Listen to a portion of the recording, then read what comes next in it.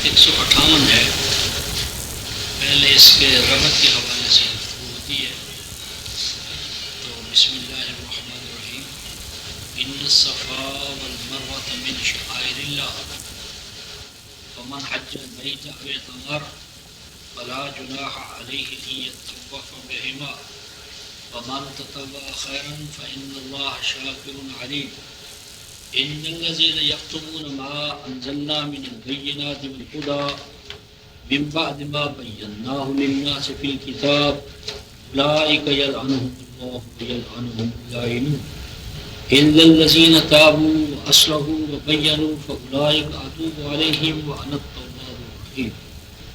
ان الذين كفروا وماتوا وهم كفار اولئك عليهم لعنة الله والملائكة والناس اجمعين خالدین فیہا لا یخفف عنہم العذاب ولا هم ينظرون. صدق اللہ مولانا العظیم. پہلی مسئلہ رفقاء محترم کے آیت 158 کا ماقبل سے ربط کیا. تو ماقبل جو موضوع اصل ہے رفقاء محترم وہ ہے تولیت کعبہ. تولیت کعبہ یعنی بیت اللہ، مسجد حرام یا بیت ابراہیم، یعنی وہ گھر مرکز کہ جس کی دیواریں سیدنا اسماعیل اور سیدنا ابراہیم نے اٹھائی تھی، اس کے بارے میں اصل احکام ہے. یعنی اس کی مرکزی حیثیت، وہاں سے بین الاقوامی رسالت کا، نبوت کا آغاز اور امت مسلمہ کا قیام. تو یہ جو ان الصفا والمروہ من شعائر اللہ، یہ سوال کا جواب ہے کہ وہ مرکز محسوس جو ہے، مرکز ابراہیمی، وہ کہاں ہے؟ روئے زمین پر وہ کون سا گوشہ ہے، علاقہ ہے؟ جغرافیائی طور پر بیت اللہ کے وقوع پذیر ہونے کی جو ہے مکانی حیثیت وہ کیا ہے؟ یعنی یہ مرکز محسوس کہاں پایا جاتا ہے؟ یعنی مرکز محسوس کا جغرافیائی محل وقوع کیا ہے؟ کوئی پوچھے بھئی یہ تمہارا جو مرکز محسوس ہے یہ کہاں پایا جاتا ہے؟ فلپائن میں ہے، پاکستان میں ہے، ہندوستان میں ہے، انگلینڈ میں، کہاں ہے؟ تو فرمایا ان الصفا والمروہ من شعائر اللہ، کہ صفا اور مروہ کے جو دو پہاڑ ہیں یہ بتانے کے لیے ہیں کہ اللہ کا وہ گھر کہاں ہے. صفا اور مروہ شعائر اللہ میں سے ہے. شعائر شعیرہ کی جمع ہے شعیرہ. شعیرہ اس چیز کو کہتے ہیں جس سے کسی چیز کا شعور حاصل ہو، جس سے ہم کسی چیز کے بارے میں آگاہی حاصل کرتے ہیں. تو فرمایا کہ بلا شبہ صفا اور مروہ یہ اللہ کے ٹھہرائے ہوئے نشانات میں سے ہے، نشانات میں سے ہیں.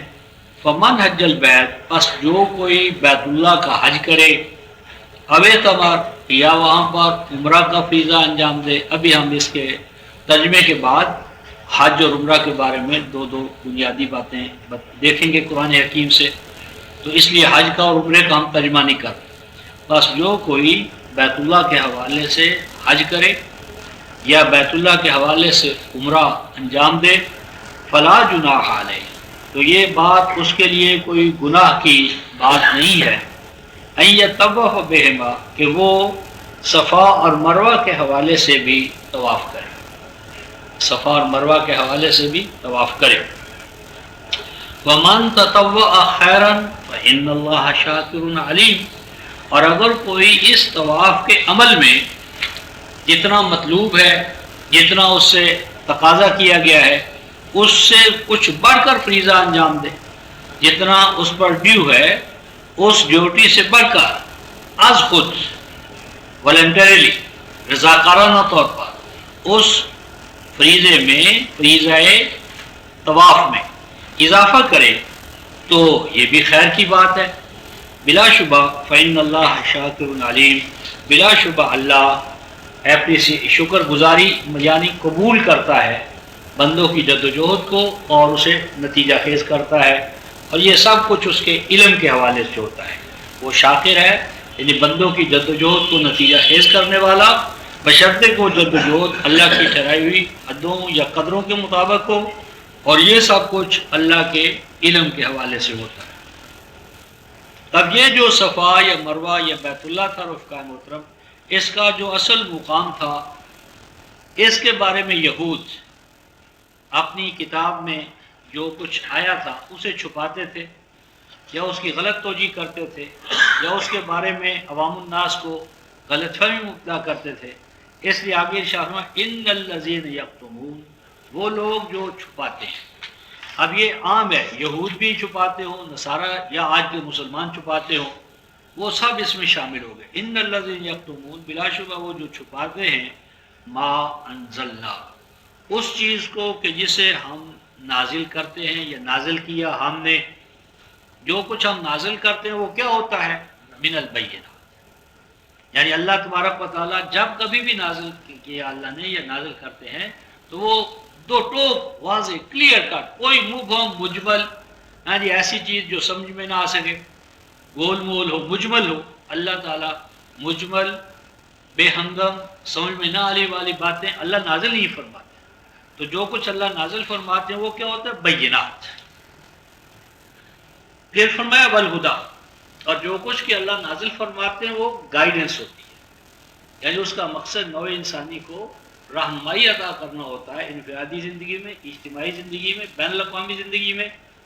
پھر فرد کے 3 زندگی کے دائرے ہیں، اس کا ذہنی دائرہ، ایمانی دائرہ، اخلاقی دائرہ، اور جماعتی طور پر 3 پہلو ہیں، اس کی معاشرت، معیشت، سیاست۔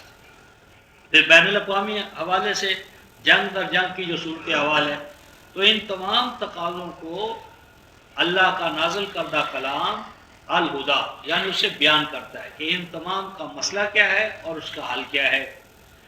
اور یہ جو اللہ تعالیٰ بینات کو، ہدا کو نازل کرتا ہے اور یہ لوگ چھپاتے ہیں، تو اللہ تعالیٰ کے یہ بیان کردہ، نازل کردہ البینات کہاں ہوتے ہیں؟ یا اللہ تعالیٰ کی یہ تبیین کیا قرآن سے باہر ہے؟ یعنی قرآن میں قرآن ہے اور قرآن کی تبیین نہیں ہے؟ تو اللہ فرماتے ہیں من بعد ما بیناہ للناس، یہ چھپاتے ہیں ان چیزوں کو اس کے بعد کہ ہم بیان کر چکے اس اپنی کتاب، ہم اس کتاب کو بیان کر چکے۔ اور اللہ تبارک و تعالیٰ کا وہ بیان کن کے لیے ہے اور وہ کہاں ہے؟ للناس۔ فرمایا کہ ہم جو کچھ اپنی کتاب کی تبیین کرتے ہیں اس میں لوگوں کا نفع ہے، لوگوں کے نفع کے لیے، للناس، لوگوں کے نفع کے لیے۔ اور اللہ کی وہ تبیین کہاں ہے رفقا محترم؟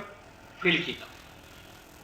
الکتاب کی تبیین موجود فی الکتاب ہے، یعنی ایسا نہیں ہے کہ اللہ تعالیٰ نے اپنی کتاب کے بارے میں جو وضاحت، ایکسپلینیشن یا تشریح یا تفسیر ضروری سمجھی ہو وہ کتاب سے باہر رکھا ہو اس کو۔ تو قرآن کہتا ہے فی الکتاب، وہ تبیین الہی، تبیین کتاب، کتاب کے اندر ہے، اور یہ لوگ چھپاتے ہیں۔ تو جو بھی کتاب کو، کتاب کے بارے میں تبیین کو چھپائے، اس کا مقام کیا ہے؟ اولئک یلعنہم اللہ ویلعنہم اللاعنون، تو ایسے لوگوں کے لیے ہے لعنت اللہ کی طرف سے، اور لعنت ان کی طرف سے جو اللہ کی سنت کے نتیجے میں ان افراد کے لیے لعنت کرتے ہیں۔ یہاں لعنت کا مفہوم سمجھ لیں، لعنت کو ہم نے گالی بنا دیا، اور جب کسی کو ہم اپنی ناپسندیدگی سے نوازنا چاہتے ہیں تو اس پر لعنت لعنت کرنا اور لکھنا شروع کر دیتے ہیں، صفوں کے صفحے بھرتے چلے جاتے ہیں، 1000 لعنت، صفوں کے صفحے ضائع کر دیے۔ لعنت رفقائے محترم گالی نہیں ہے، عربوں کے ہاں لعنت کا کنسیپٹ آیا ہے الغراب اللعین سے، یعنی جب فصل پک جائے، مثلا کوئی فصل پک جائے یا مثلا باغ میں پھل پک جائیں، تو خطرہ ہوتا ہے کہ جو طوطے ہیں مثلا یا اور جانور یا پرندے، وہ آ کر پھل کو نقصان نہ پہنچائیں۔ تو پھل کو نقصان سے بچانے کے لیے کیا کیا جاتا ہے؟ ایک ڈراؤنا ڈھانچہ وہاں کھڑا کر دیا جاتا ہے۔ وہ جو ڈراؤنا ڈھانچہ ہوتا ہے مثلا کوے کا، تو عرب اسے کہا کرتے تھے الغراب اللعین، الغراب اللعین، یعنی وہ ڈراؤنا ڈھانچہ کوا جو پرندوں کو، کبوں کو چڑیوں کو اور چیزوں کو جو گزان پہنچانے والی ہیں ان کو دور کرنے والا۔ تو لعنت کیا ہے؟ اللعنت ہی الابعاد من الرحمہ۔ لعنت کا معنی ہے اللہ تعالیٰ کی رحمتوں سے دور ہونا، اللہ کی لعنتوں رحمتوں سے محروم ہونا، دور ہونا۔ چونکہ الکتاب تو رحمت کا مصدر بن کر نازل ہوئی ہے، تو جب آپ کتاب پر پردے ڈالیں گے تو اس کا نتیجہ کیا ہوگا کہ آپ میں جو بھی یہ کام کریں گے وہ اللہ کی رحمتوں سے دور ہو جائیں گے۔ تو ایسے لوگ جو اللہ کی کتاب کا کتمان کریں وہ اللہ کی طرف سے عطا ہونے والی رحمتوں سے محروم ہو جاتے ہیں۔ وَيَنَالُهُمُ اللَّائِنُونَ، اور ان لوگوں کے تعاون سے محروم ہو جاتے ہیں جو اس کائنات میں عدل کے لیے، خیر کے لیے، مساوات کے لیے، اخوت کے لیے یا اللہ تعالیٰ کی ٹھہرائی ہوئی قدروں کو نتیجہ خیز دیکھنے کے لیے ان کے ساتھ تعاون کرنے کے لیے تیار ہوتے ہیں۔ یعنی اللہ کے قانون اور نظام پر چلنے والی قوتیں کائناتی سطح کی ہوں یا انسانی دنیا کی، یہ لوگ جو اللہ کے قوانین کا، نظام کا، وحی کا کتمان کرتے ہیں وہ ان کے تعاون سے بھی محروم ہو جاتے ہیں۔ الا الذین تابوا، سوائے ان لوگوں کے کہ جو کتمان تو کریں، ماضی میں مثلا کتمان ہوتا رہا لیکن اب وہ کریں توبہ۔ توبہ کے باب میں رفقائے محترم نوٹ فرمائیں، توبہ قول کا نہیں ہے کہ آپ توبہ کی تسبیح کرتے رہے تابہ تابہ تابہ تابہ اور سمجھے کہ یہ توبہ ہو گئی۔ توبہ کی رفقائے محترم حیثیت یہ ہے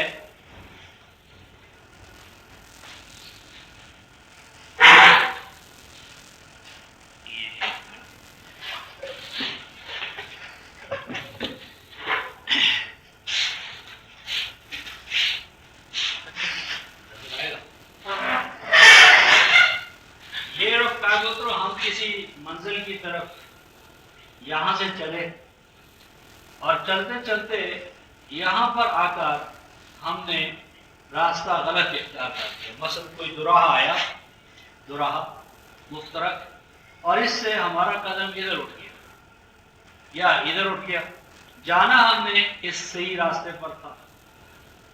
تو جب ہمیں احساس ہو جائے کہ بھئی ہماری تو منزل غلط ہو گئی ہے، راستہ ہمارا غلط ہو گیا ہے، تو یہاں پر جہاں پتہ چلے کہ ہم غلط ڈائریکشن میں جا رہے ہیں وہاں رک جانا، رک جانا پہلی چیز، یعنی وہاں پر رک جانا یہ شرط ہے۔ نمبر دو، رک جانے کے بعد رخ تبدیل کرنا، کہ اب ہمارا رخ ادھر تھا تو اب ہم اپنا رخ دوبارہ اصل کی طرف کریں، اور کچھ یہ جو فاصلہ تھا رفتار محترم جو ہم نے طے کیا یہ منفی، اس کو ہمیں دوبارہ کور کرنا پڑے گا اور یہاں آنا پڑے گا، اور یہاں سے اب آگے کی طرف جائیں گے۔ اس لیے یہاں قرآن نے ایک تیسری چیز لگائی ہے، آمن، ایمان، یعنی توبہ کے اندر پہلی چیز ہے رک جانا، نمبر دو ہے رخ تبدیل کرنا۔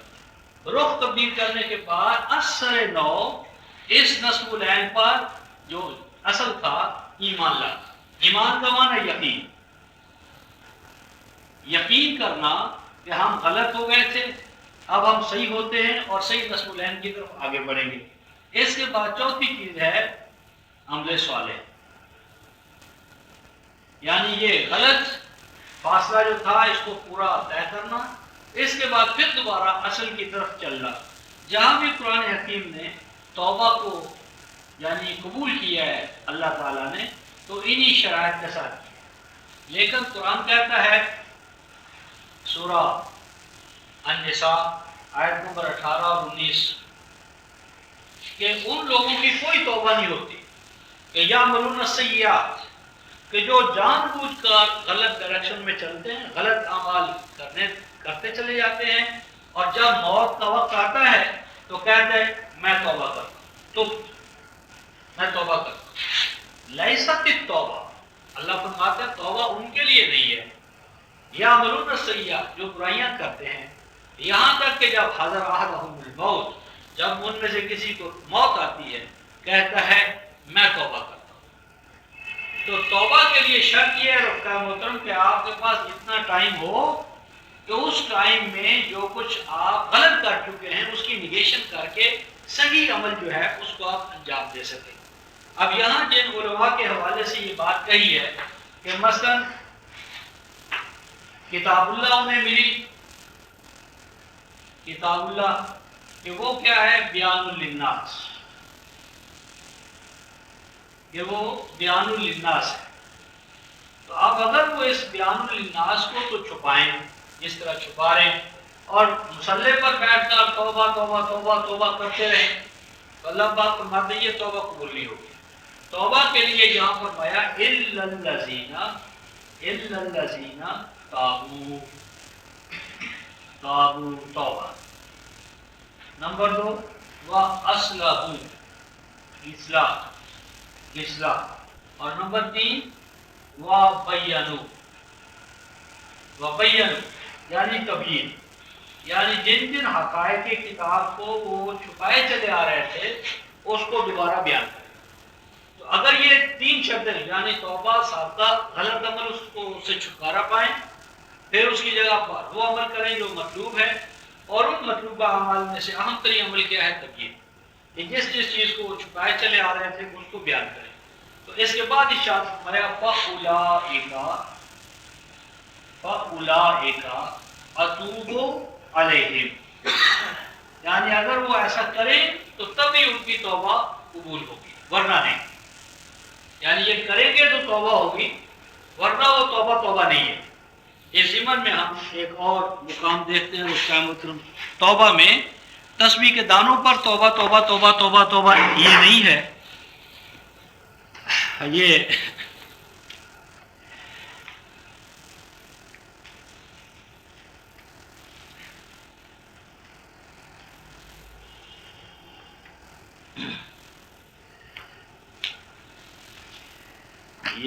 سورہ النحل میں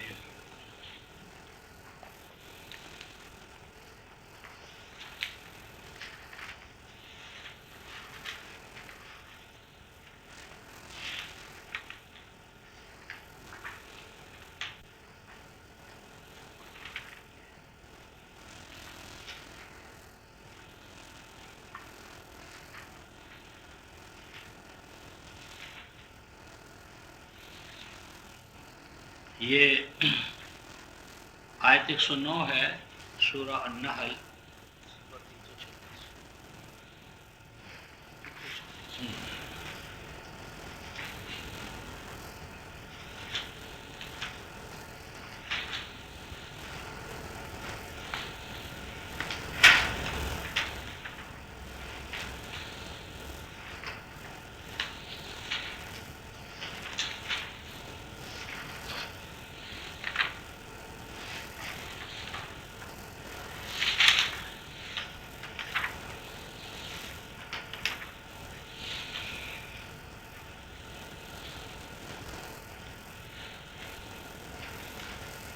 یہ الفاظ ہیں ثم ان ربک للذین حاجروا من بعد ما فتنوا ثم جاہدوا وصبروا ان ربک من بعدها لغفور رحیم۔ یہ ماقبل ذکر ہے کہ جو لوگ غلط کاریوں میں اپنے آپ کو مبتلا کر لیں تو ان کا بیان کرنے کے بعد اللہ فرماتے ہیں پھر تیرا رب ان کے لیے جو ہجرت کریں، ہجرت اس وقت کہ جب ان کو یعنی فطروں میں مبتلا کیا گیا، پھر وہ جہاد کریں اور پھر ہمت سے کام لیتے رہیں، تو بلا شبہ تیرا رب ایسا کرنے کے بعد، بلا شبہ تیرا رب ان ربک من بعدہا، بلا شبہ تیرا رب ایسا کرنے کے بعد، یعنی ایسا نہیں ہے کہ یہ کام بھی کرتے رہیں اور پھر شام کو مصلی پر بیٹھ جائیں اور مصلی پر بیٹھ کر توبہ توبہ توبہ توبہ توبہ کرنی شروع کر دیں، تو بلا شبہ تیرا رب ان شرائط کو پورا کرنے کے بعد من بعدہا، یعنی ان شرائط کو پورا کرنے کے بعد بلا شبہ تیرا رب ان کے لیے کیا ہے غفور الرحیم ہے۔ یعنی یہ نہیں ہے کہ توبہ مجرد قول کا نام ہے، کیا اور اللہ نے معاف کر دیا، توبہ کی یہ شرط ہے۔ اسی طرح سورہ الاعراف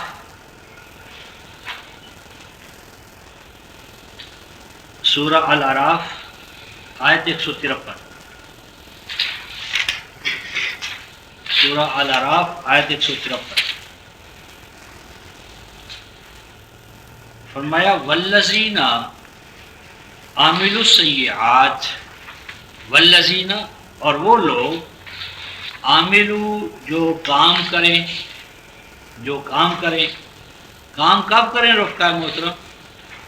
کیسا کام کریں؟ السیئات، ایسا کام کریں کہ جو توازن کو توڑنے والا ہے۔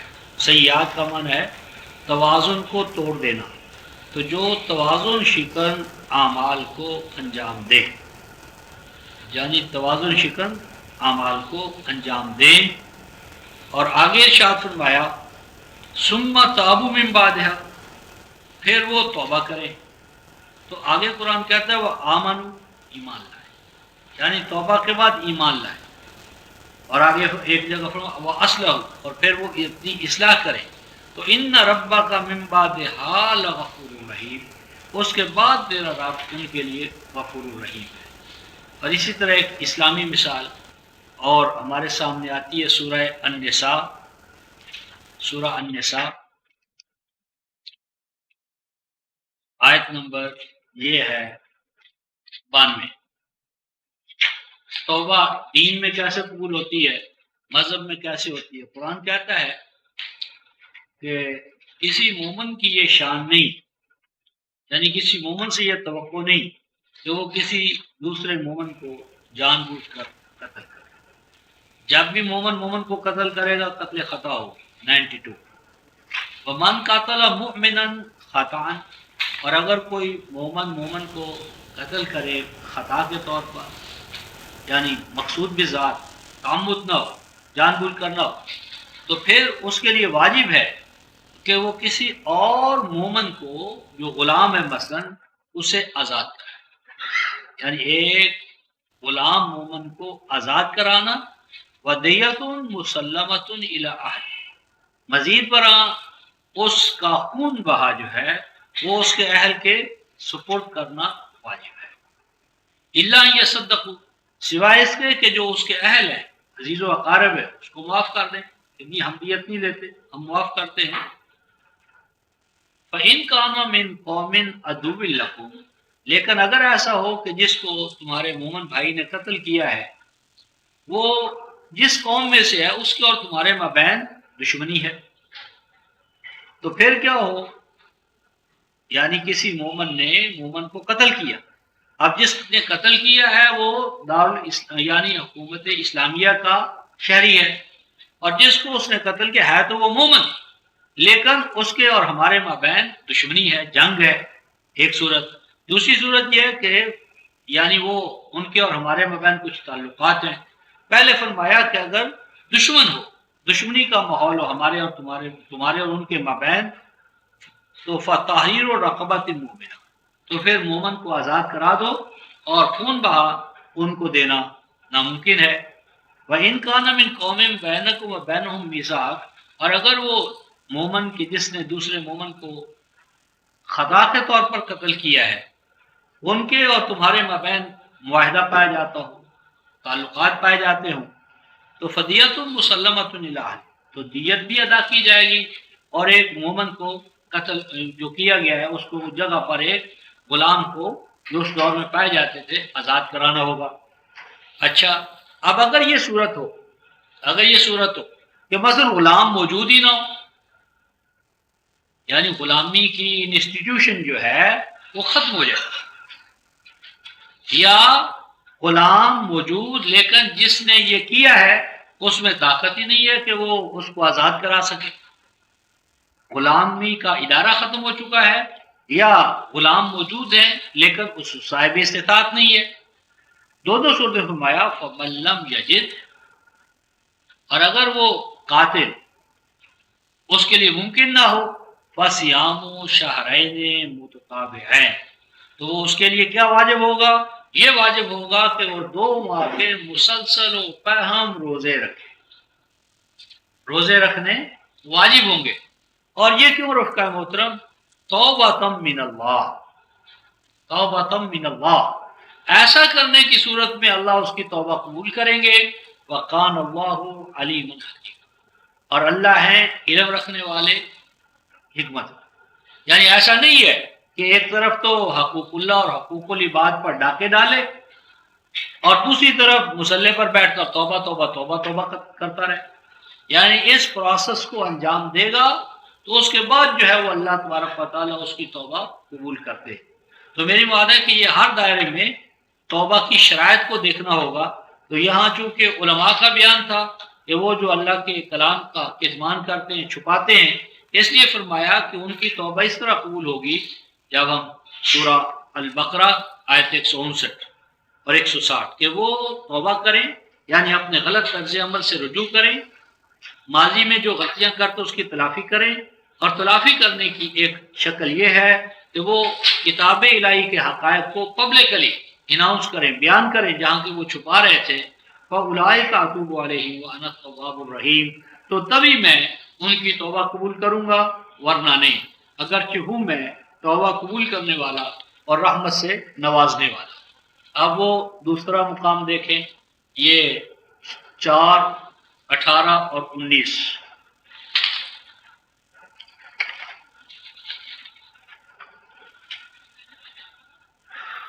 آیت نمبر 17 میں یہ ہے، انما التوبۃ علی اللہ، بلا شبہ اللہ کے ذمے جس توبہ کو وہ قبول کرنا ہے وہ تو کن کے لیے ہے؟ للذین یعملون السوء، وہ ان کی توبہ ہے کہ جو کرتے ہیں کوئی عمل توازن شکر، سو کا معنی توازن شکر، بیلنس کو توڑنے والا، اور جب وہ کرتے ہیں تو کب کرتے ہیں؟ بے جہالہ، نادانی کی صورت، جو ان کو پتہ نہیں ہوتا کہ یہ چیز اللہ کے قانون اور نظام میں حرام ہے۔ اور جہالہ کا دوسرا معنی ہوتا ہے رفقا محترم جذبات میں آ کر، یعنی یکلخت ان کے اندر ایک جذبہ غالب آیا، حیوانی جذبہ، اور اس حیوانی جذبے کے ہاتھوں میں دور ہو کر انہوں نے کوئی کام کر بیٹھے۔ ثم یتوبون من قریب، لیکن جو ہی انہیں احساس ہوا کہ ہم نے جذبات سے مغلوب ہو کر کیا کیا اور ہم اس نادانی میں کیا کر بیٹھے ہم، تو فوراً وہ رجوع کر لیں۔ فَأُولَٰئِکَ یتوب اللہ علیہم، اگر وہ فوری طور پر اس غلطی سے رجوع کر لیں تو اللہ ان کی توبہ قبول کرے گا، اور اللہ ہے علم رکھنے والے، حکمت۔ آگے 18، وَلَيْسَتِ التَّوْبَةُ، اور کچھ نہیں ہے توبہ للذین، ان لوگوں کی، یعملون السیئات، جو جان بوجھ کر برائیوں پر برائیاں کرتے ہیں، یعنی پتہ ہے کہ یہ اللہ کے قانون اور نظام میں حرام ہے، یہ رشوت دینا، یہ ڈاکے ڈالنا، جتنے بھی احکام الہیہ مسلمانوں کے لیے ان میں سے کوئی چیز نہیں جو ان سے پوشیدہ ہو، تو نہیں ہے توبہ ان کی جو برائیاں کرتے ہیں۔ حتیٰ اذا حضر احدہم الموت، یہاں تک کہ جب ان میں سے کسی کو موت آنے لگتی ہے، قالا، تو کہتا ہے، انی تبت الآن، کہ میں اب آخرت کے عذاب سے بچنے کے لیے توبہ کرتا ہوں، تو یہ کوئی توبہ نہیں ہے۔ وللذین، اور نہ ان لوگوں کی توبہ ہے، یموتون، جو مرتے ہیں، وہم کفار، اور مرتے دم تک وہ احکام الہیہ کی خلاف ورزی میں چلتے رہتے ہیں، اولئک، یہ وہ لوگ ہیں جو دردناک سزا کے مستحق ہیں۔ تو میری بات ہے کہ توبہ جو ہے وہ تسبیح کے دانوں پر نہیں ہے، بلکہ توبہ ایک عمل ہے، توبہ ایک عمل ہے، اور اس عمل کے اندر یہ شرائط ہے کہ غلطی کا اعتراف کرنا، غلطی کے اعتراف کے بعد صحیح جو اصلاح والا عمل ہے اس پر اثر نو یقین لانا، اور یقین لانے کے بعد اس اصل نصب العین کی طرف جو اللہ کی وحی ٹھہرا چکی ہے اس کی طرف مصروف جد و جہد ہو جانا۔ تو فرمایا کہ اگر یہ کام کریں گے تو پھر ہم ان کی توبہ قبول کریں گے، ورنہ نہیں۔ اب اس کے بعد دوسری چیز ارشاد فرمائی، یہ تو ہے جن کی کہ توبہ اللہ قبول کریں گے اگر وہ کیا کریں، تین چیزیں، تابو و اصلحوا و بینوا فاولئک اتوب علیہم، اور ورنہ آپ دوسری چیز، ان الذین کفروا، بلا شبہ وہ لوگ جو کفر میں، شرک میں، اللہ کی نافرمانیوں میں مبتلا رہتے ہیں، وہ ماتو، اور اسی حال میں ان کو موت آ جاتی ہے، یعنی توبہ، اصلاح اور ایمان ادھر نہیں آتے. وہ ہم کفار، اور وہ مسلسل و ہم اپنے کفر پر، شرک پر، توحید کی خلاف ورزی پر ڈٹے رہتے ہیں. تو یہی لوگ ہیں اللہ کی رحمتوں سے محروم ہونے والے، کائناتی قوتوں کے حسن تعاون سے محروم ہونے والے، اور اللہ کے والناس اور اللہ کے نیک بندے، اللہ کے نظام اور قوانین پر چلنے والے افراد اور اقوام، ان کے حسن تعاون سے وہ محروم رہتے ہیں اور وہ اسی حالت میں رہیں گے. لا یخفف عنہم العذاب، اور ان کے لیے جو اللہ کے ٹھہرائے ہوئے قانون میں سزا ہوگی وہ سزا میں کوئی تخفیف نہ ہوگی. ولا هم ینظرون، اور نہ انہیں سزا کے دوران کوئی مہلت ملے گی، وقفہ ملے گا، یعنی ریفریشمنٹ ہوگی، یا درمیان میں کچھ وقفے کے لیے وہ سزا ٹل جائے گی، ان میں سے کوئی چیز نہ ہوگی. اس کے بعد اب رفقائے محترم آیت 163 سے آیت 242 تک، یہ جو باب ہے یہ باب الاحکام ہے. باب الاحکام، آیت 163 تا 242، یہ جو آیات کا مجموعہ ہے یہ ہے سورۃ البقرہ میں آنے والے احکام کا مجموعہ. باب الاحکام یعنی وہ احکام الہیہ، وہ قدریں، وہ احکام، وہ کرنے اور نہ کرنے کے حوالے سے کام کہ جن کا امت مسلمہ سے تقاضا کیا گیا ہے مثبت طور پر کرنے کے لیے اور منفی طور پر نہ کرنے کے لیے. ان میں سے سب سے پہلا جو تقاضا ہے وہ ہے توحید الہی، لیکن بطور حکم نہیں آیا کہ اللہ کو ایک مانو، بلکہ یہ حکم بطور خبر آیا ہے، بطور خبر. اور بطور خبر میں جو مبالغہ ہے وہ حکم سے بھی کہیں بڑھ کر ہوتا ہے. یعنی ایک ہم کہیں بھئی تم میرے بھائی بن جاؤ، اور پھر ہم ان سے یوں کہیں تم تو ہمارے بھائی ہو. یعنی بن جانے میں تو ہو سکتا ہے کہ وہ بنے یا نہ بنے، لیکن جب ہم کسی کو کہیں تم میرے بھائی ہو، تم میرے دوست ہو، تو اس میں اخوت اور دوستی زیادہ بڑھ کر ہے بنسبت اس کے کہ کسی کو ہم کہیں تم میرے دوست بن جاؤ، تم میرے بھائی بن جاؤ. تو ارشاد فرمایا وَإِلَٰهُكُمْ إِلَٰهٌ وَاحِدٌ، بلا شبہ اے امت مسلمہ، اے انسانوں، تم سب کا الہ جو ہے وہ ایک ہی الہ ہے.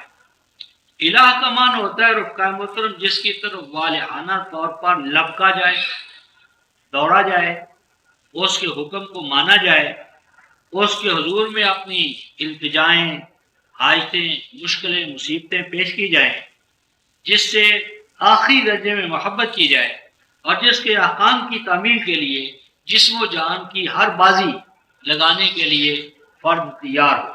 تو الہ کا معنی اللہ، اللہ، اور اس کا ترجمہ نہیں کرنا چاہیے، کیونکہ جو بھی اللہ تعالیٰ کے ہاں یا عربی زبان میں یا قرآن میں پراپر ناؤنز ہیں ان کا ترجمہ نہیں ہونا چاہیے، کیونکہ پراپر ناؤن کا جب ہم ترجمہ کریں گے تو وہ اپنی جو یعنی معرفہ ہونے کی خصوصیت ہے وہ کھو بیٹھے گا. تو اے ایمان والو، بلا شبہ تمہارا الہ الہ واحد ہے، لا الہ الا ہو، اور اس اللہ کے سوا کسی اور میں الوہیت کی کوئی شان نہیں. اور بلا شبہ وہی اللہ رحمان بھی ہے اور رحیم بھی. اور اس پر ہم گفتگو سورہ آل فاتحہ میں کر چکے ہیں، رحمان کیا ہے، رحیم کیا. اس کے بعد جو میں نے عرض کیا تھا کہ قرآن کا یہ مستقل انداز ہے کہ یہ ایسا نہیں کرتا کہ دعویٰ کرے اور دلیل نہ دے. قرآن یعنی عالمی اور عالمگیر اور ابدی اور دوامی کتاب ہونے کے ناطے سے اس کا اسلوب یہ ہے کہ دعویٰ بھی کرے گا، دلیل بھی دے گا، اور دلیل بھی جو دے گا وہ کائنات فطرت سے ماخوذ ہوگی، کیونکہ صحیفہ فطرت ایک ایسی کتاب ہے جو ملحد اور داہیے کے سامنے بھی کھلی ہے، اور اس کے دلائل ابدی ہے، شواہد ابدی ہے. تو یہ ابدی دلائل و شواہد کا مجموعہ صحیفہ فطرت، وہاں سے اللہ تعالیٰ کے یعنی دعووں کے لیے جو اس کے کلام الہی میں ہے دلائل اخذ کیے جاتے ہیں.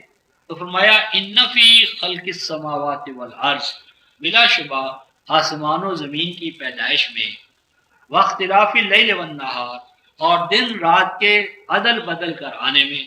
یہ دن رات کا عدل بدل کر آنا موسموں کا تغیر، کہ یہ کبھی سرما ہے کبھی گرما ہے، تو موسمی تبدیلیاں، موسموں کا تغیر و تبدل. اور آگے فرمایا والفلک التی تجری فی البحر، اور وہ کشتیاں بادبانی جہاز اس دور میں، اور آج فضائی بری بحری جتنے بھی سواریاں ہیں، تو وہ کشتیاں جو چلتی ہیں سمندروں میں کیوں چلتی ہیں؟ بما ينفع الناس، کہ وہ لوگوں کو فائدہ پہنچائے. یہ چیز یعنی زمین و آسمان کی پیدائش، موسموں کا تغیر و تبدل، رات دن کا تبدیل ہو کر آنا، اور کشتیوں کا سمندروں میں رواں دواں ہونا، کہ اس سے ہیومینٹی آن دا ہول کو نفع پہنچے. وما انزل اللہ من السماء من ماء، اور یہ کہ اللہ نازل فرماتے ہیں. یہ جب کائنات فطرت کے حوالے سے فعل ماضی آئے تو وہ دوام و استمرار کا فائدہ دیتا ہے. یہ نہیں ہے کہ اللہ نے ایک دفعہ بارش نازل فرمائی تھی اور اب وہ بارش کا نزول ختم ہو گیا. یہ قانون جاریہ کی طرف یعنی، اور یہ کہ اللہ نازل فرماتے ہیں من السماء، سما کا معنی پہاڑ بھی ہے، سما کا معنی بادل بھی ہے، سما کا معنی بارش بھی ہے، اور سما کا معنی پہاڑی سلسلے، اولے، بادل.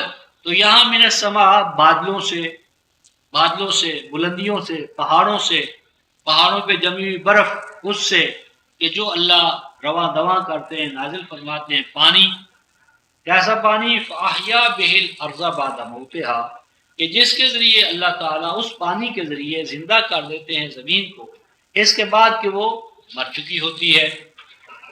وَبَثَّ فِيهَا مِن كُلِّ دَابَّةٍ، اور اس مردہ زمین کے اندر، بنجر زمین کے اندر اللہ تعالیٰ اس پانی کے ذریعے حیات نو پیدا فرما دیتے ہیں. حیات نو کا ہر طرف سکہ رواں ہو جاتا ہے. وتصریف الریاح، اور موسموں کے تبدل و تغیر کے ساتھ ساتھ ہواؤں کا بدل کر آنا، یعنی کبھی ٹھنڈی ہوا ہے، کبھی گرم ہے، یہ جو ہواؤں کا عدل بدل ہو کر آنا ہے. والسحاب المسخر بین السماء والارض، اور زمین و آسمان کے مابین یعنی فضاؤں میں وہ بادل جو رکے ہوئے ہیں، جن کو ایک قاعدہ قانون کنٹرول کرتا ہے. مسخر کا معنی کہ جو ایک قانون کے تابع، ایک نظام کے تابع ہیں. بین السماء والارض، فضا میں تو فضا میں پائے جانے والے بادل، یہ تمام چیزیں جو ہے رفقائے محترم، یہ کیا ہیں؟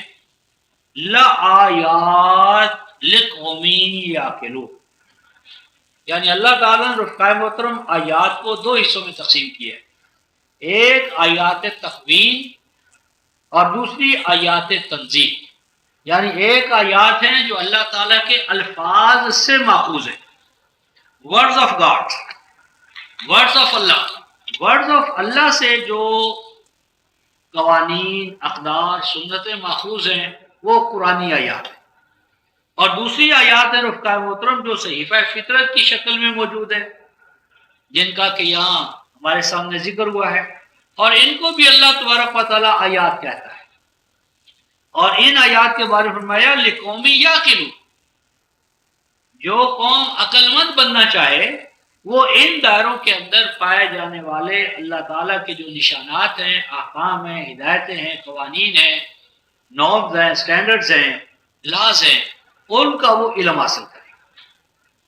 اب رفقائے محترم جتنا بھی سائنٹیفک ایڈوانسمنٹ ہے وہ اس کے سوا کیا ہے کہ انہی دائروں کے اندر اللہ تعالیٰ کی پیدا کردہ سنتیں جو ہیں، ان کے اوپر جو ہماری جہالتوں سے پڑے ہوئے پردے ہم ان کو اٹھا رہے ہیں. یعنی ہم کیا کرتے ہیں؟ ڈسکور کرتے. ڈس کا معنی ٹو ریموو، اور کور پردہ.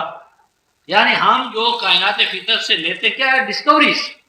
یعنی ہم انوینٹ نہیں کرتے اس معنی میں، وہ آلریڈی چیزیں ایگزسٹ کر رہی ہوتی ہیں، ہماری جہالت کی وجہ سے ہمیں علم نہیں ہوتا.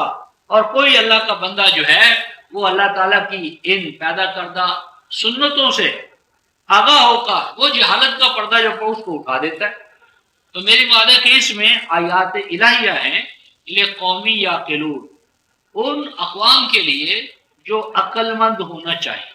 تو جنہوں نے رفقائے محترم ان آیات کو اپنا موضوع بنایا وہ عقل مند ہوئے، اور جنہوں نے ان پر لات مار دی، اجرا نشینی اختیار کر لی، کہا نہیں صاحب ہمیں اس سے کیا، وہ آج جس مقام پر ہیں آپ کے اور ہمارے سامنے ہے.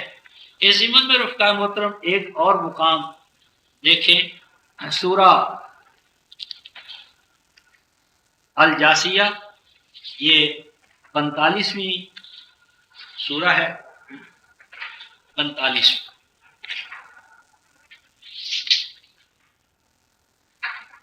حامیم 45ویں سورہ الجاسیہ۔ حامیم تنزیل الکتاب من اللہ العزیز الحکیم۔ اے حامد، ہا کا معنی حامد، ہا کا معنی احمد، ہا کا معنی محمد۔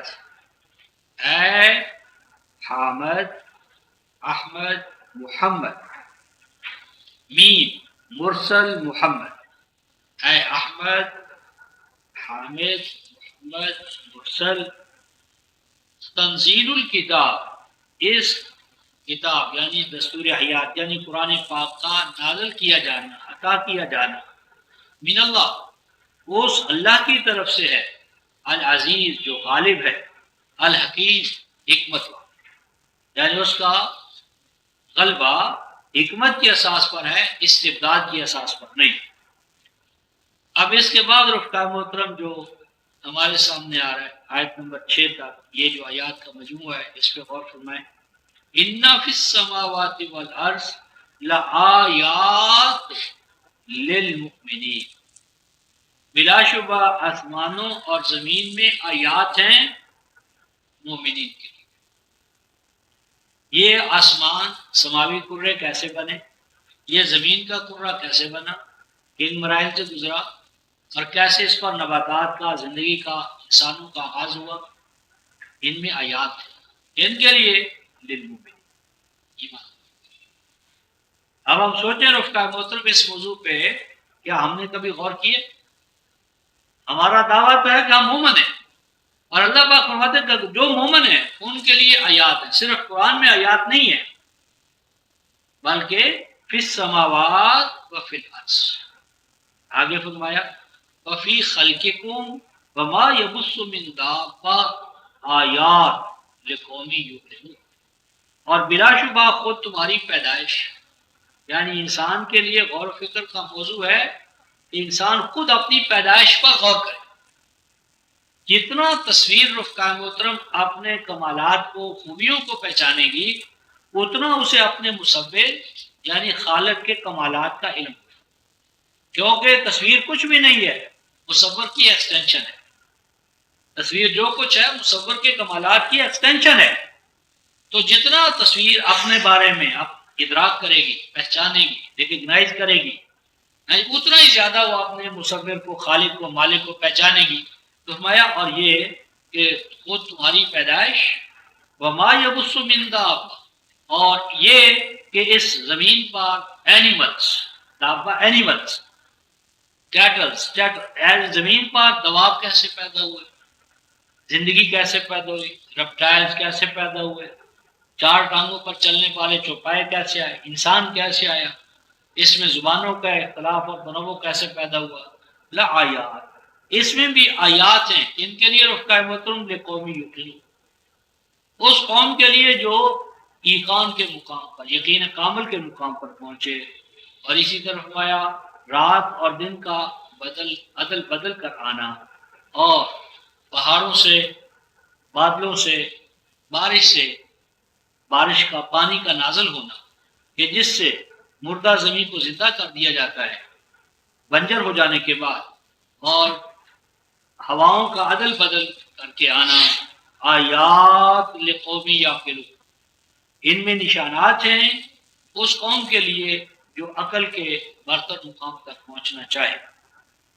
اس کے بعد فرمایا رفقا محترم دل کا آیات اللہ، اے مومن یہ سب کچھ کیا ہے، یہ آیات اللہ کا بیان ہے، یعنی یہ آیات اللہ کا بیان ہے، اور ہم آپ کے سامنے ان آیات اللہ کو پیش کر رہے ہیں، اور ہمارا پیش کرنے کا ایک مقصد ہے، بس یہ اللہ کی حدیث اور اس کی آیات کے بعد وہ کون سی چیز رہے گی جس پر ایمان لائے، یعنی گویا کہ حدیث اللہ کیا ہے، قرآن، اور آیات کیا ہیں، آیات تقویم، آیات صحیفہ فطرت۔ تو مومن کے لیے آیات الہی کا نور اور صحیفہ فطرت کی حکمت، یہ دونوں لازم ہیں۔ یہ دونوں جب تک ایمان والوں جب عسکری قوت سے یعنی امت مسلمہ کے بچے بچے کو سپاہی ہونا چاہیے، ذکر اور انثیٰ کو، ذکر اور انثیٰ کو قرآن کی روح سے بچے بچے کو کیا ہونا چاہیے؟ مجاہد۔ اور اگر یہ چھوڑیں گے تو عذاب، یعنی دوسری قوم آئے گی، خواہ وہ انگریز ہو، فرانس ہو، کوئی بھی اور ہو۔ اب اس کے ساتھ سورہ محمد 47ویں سورہ کی آخری آیت 38، پہلا ہے عسکری قوت سے غفلت، اور دوسری چیز ہے معاشی وسائل کو اللہ کے دین کو غالب کرنے کے لیے اس میں بزدلی کا، بخل کا مظاہرہ کرنا۔ 611 صفحہ ہاں انتم ہؤلاء تدعون لتنفقوا فی سبیل اللہ، ہاں تم وہ ہو کہ جنہیں بار بار دعوت نامے بھیجنے پڑتے ہیں کہ تم اللہ کے ساتھ کیے گئے وعدے کی بنیاد پر انفاق کرو، تو تم میں سے وہ ہیں جو بخل سے کام لیتے ہیں۔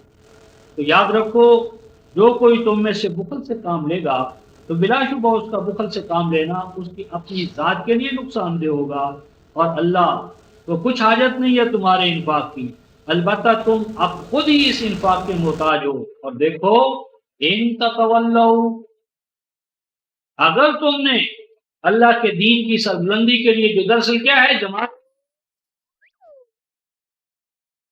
عزت و مقام محمود پر فائز کرنے کی ضمانت ہے، ان تتولوا، اور اگر تم نے بیک آؤٹ کیا، ادھر سے تم نے غفلت برتی، تو کیا ہوگا؟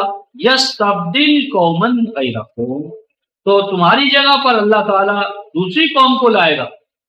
اور آگے فرمایا ثم لا یکونوا امثالکم، اور وہ اس وقت تک اس مقام پر رہیں گے جب تک وہ تم جیسے نہیں بن جائیں گے، اور جب وہ بھی تم جیسے ہو جائیں گے تو تیسری قوم آ جائے گی۔ قوموں پر لا آف سکسیشن کے تحت اقوام پر اقوام آتی رہیں گی۔ تو اللہ تبارک و تعالیٰ کا یہ تھا قوام اور نظام رفتہ محترم کہ جماعت مومنین اپنے دین کو غالب کرنے کے لیے عسکری یعنی سپاہیانہ، بچے بچے کے اندر سپاہیانہ جذبہ قائم رہے، اور جانی مالی قربانی کے لیے قوم ہر وقت تیار رہے۔ اس ضمن میں ایک مقام دیکھتے ہیں رفتہ محترم، قرآن کہاں کھڑا کرنا چاہتے ہیں اور ہم کہاں گر گئے ہیں یہ، اور دعائیں آج ہماری کیوں قبول نہیں ہوتی؟ یہ 91 عجیب مقام ہے رفتہ محترم، آیت 192 میں، 91 پیج پر آیت 192 میں دعا ہے، ربنا انک من تدخل النار فقد اغویتہ، ربنا اننا سمعنا منادی ینادی للایمان ربنا فاغفر لنا ذنوبنا، یہ دعائیں، ربنا وآتنا ما وعدتنا ربنا ولا تخزنا یوم القیامہ انک لا تخلف المیعاد، یہ دعائیں آیت 192 تا 194، ایمان والوں کی دعائیں رب کائنات کی سنو۔ اب رفتہ محترم دیکھیے اللہ ان دعاؤں کو قبول کرنے کی شرائط کیا بیان کرتا ہے، اور پھر دیکھیں کہ آج ہماری دعائیں کیوں ٹوکری کی لکڑی میں جو ہندی کی ٹوکری میں کیوں ڈالی ہے، سورۃ المؤمنات۔ فاستجاب لهم ربهم، فاستجاب لهم ربهم، اللہ تبارک و تعالیٰ نے ان کی دعاؤں کو ان کا جو جواب دیا، بس جواب دیا انہیں ان کو رب نے کیا جواب دیا رفتہ محترم؟ انی لا اضیع عمل عامل منکم، دیکھو میں نے جس چیز کا آپ نے اوپر عہد کیا ہے مجھے کہ میں عامل کے عمل کو ضائع نہیں کرتا، قول کی کوئی حیثیت نہیں ہے جس کے پیچھے بڑا عمل نہ ہو، یعنی کہتا ہے کہ اللہ تجھے بچہ دے، شادی نہیں کرتا، کہتا ہے اللہ ہمیں کشمیر دے اور اپنے کو سپاہیانہ بچے بچے کو سپاہیانہ جدوجہد میں نہیں لاتا، کشمیری کاز کی مدد کے لیے کیا ہم کرتے ہیں رفتہ محترم کہ 5 فروری کو کیا کر دو، سٹرائک کر دو، چھٹی کر دو، بے دست و پا ہو کر ہاتھ پاؤں توڑ کر گھروں میں بیٹھے رہو، بلڈنگز کو جلاؤ، ٹائر جلاؤ، گاڑیاں جلاؤ، تو ساری زندگی تم یہ سٹرائک کر کے بیٹھے رہو، ان کا کیا نقصان ہوتا ہے؟ یعنی بجائے اس کے کہ اس نے ڈبل ہم کام کرے، ڈبل ڈیوٹی انجام دیں، اور ڈبل ڈیوٹی انجام دے گا جو اس سے سرپلس ہو ہمارا عام معمول سے وہ اس فنڈ میں ہم جمع کرائیں. ہم یعنی ہمیں سازش میں کیا مدعا کیا گیا یہ ہم کیا کر رہے ہیں کشمیر والوں کے ساتھ کیا ہم ان کا دست و بازو بن رہے ہیں کیا ہم بیکار ہو کر گھروں میں بیٹھے گاڑیاں میں نہیں ضائع کیا تھا نہیں میرے یہاں ضائع نہیں ہوتا کیا بھی ضائع ہوتا رکھتا ہے محترم عاملہ عامل میں لیبر کلاس قائم ماسک عمل کرنا جو ہے عمل بنیادی حقیقت رکھتا ہے محترم اللہ عمال ہے اللہ نے اپنے آپ کو فعال کہا فعال دن رات کام میں لگا ہوا اللہ تو اس کا قبال کون سے کیا تعلق ہو سکتا ہے اللہ کو فعال ہو اور ہم قبال ہو جائیں قبال ہو جائیں تو کیا نسبت ہے ہماری اللہ کے ساتھ میں نہیں ضائع کرتا عامل کے عمل کو اور عامل اور عمل کس طرح رکھتا ہے محترم جس طرح آج عالم اسلامی کر رہا ہے کہ نصف آبادی کو گھروں میں مقید کر کے رکھا ہوا ہے تعلیم سے تربیت سے محروم سب سے زیادہ الٹریسی مسلمہ میں اور پھر خواتین میں اور وہ جنہوں نے طالب و طالب کی تربیت کرنی تھی وہ خودی بھی کرنی تعلیم اور تربیت سے معروم ہے قرآن کا کیا رکھتا ہے محترم عمل عامل مل کو من ذکر انثى قومیں وہ آگے بڑھیں گی جن کے عمل میں شامل ہوں ان کے مرد بھی اور عورتیں بھی اگر نصف آبادی کو گھروں میں بٹھا کر رکھو گے تو اقوام عالم کا مقابلہ کیا کرو گے قرآن نے کہا من ذکر انثى ذکر اور عورت ذکر اور انثى دونوں اس میں شامل ہوں قوم کے اعمال اور آگے کیا بتایا رکھتا ہے محترم بعضکم من بعض بعضکم من بعض کرتا ہے جی حجاب ہے حجاب نے ایسا بیڑا غرق کیا رکھتا ہے محترم قرآن میں آپ حجاب کا تصور ہی نہیں پائیں کہ جس قرآن نے سب سے پہلے مردوں کو غزل بسر کا حکم دیا پھر عورتوں کو تو عورتیں غزل بسر کا نگاہ نیچی کرنے پر کیسے عمل کری رکھتا ہے محترم کے یعنی آنکھوں پر آپ نے پردہ چڑھا دیے برقعے پہنا دیے تو برقعے اور پردے کی شکل میں غزل بسر پر کیسے عمل ہوگا تو جس قرآن نے غزل بسر کا حکم دیا وہ پردے اور برقعے کا یہ حکم کیسے دے سکتا ہے جو ہمارے یہاں رائج ہے تو قرآن کہتا ہے بعض حکم کہ عورتوں کو اپنے سے الگ الگ بنا کر گھروں میں مقید کر دینا چاہتے ہو بعضکم من بعض سوچو مرد عورت سے ہے عورت مرد سے ہے دونوں سے کیا چیز چھپی ہوئی ہے بعضکم من بعض ایک ہی تو سیل ہے تو جو دو حصوں کے خاص پیج پر آ کر تقسیم ہو جاتا ہے ستر انسا میں الگ بھی کیا ہے یعنی وظائف حیات کا الگ ہونا اور بات ہے لیکن اب جنس نور اور پرینہ منصبی کے حوالے سے یہ کہ اب دیکھیے عمل کون سا ہے رکھتا محترم جو قوموں کو آگے بڑھائے بالعظیم قوم کو قبول کرنے کے لیے اللہ ہمیں قرآن دے اللہ سے نہ آمنو بس وہ لوگ جو اللہ کے راستے میں ہجرت ہجرت رکھتا محترم دو ہے ایک ہجرت ہے مکانی زمانی جو خاص مکان اور زمان میں ہجرت ہوتی ہے یہ ہے ہجرت مکانی اور زمانی اور ایک ہے ہجرت فیلا ہجرت فیلا یہ ہجرت فیلا دوامی ہجرت ہے ایک سمان ہوتا ہے ہر اس چیز کو چھوڑ دینا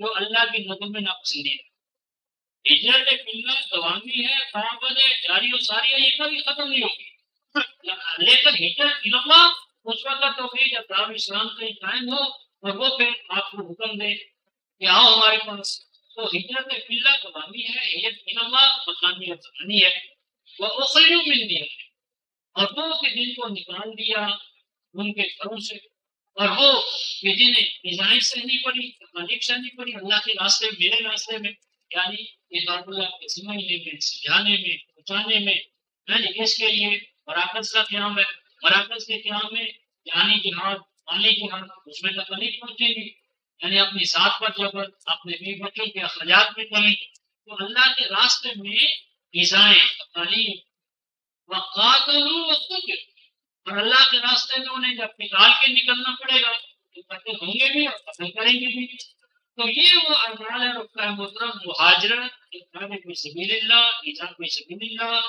قتال فی سبیل اللہ کہ جن کا نتیجہ کیا بن رہا لو کفرن عنہم سیئاتہم کہ ان کے نتیجے میں ان کی سیاحت کو دور کروں گا، اور ان کے نتیجے میں انہیں ایسے سرسبز و شاداب علاقوں میں داخل کروں گا کہ جن کے نیچے نہریں رواں دواں ہوں گی، اور یہ ثواب ہے اللہ کی طرف سے، اور اللہ کے ہاں سب سے بہتر ثواب۔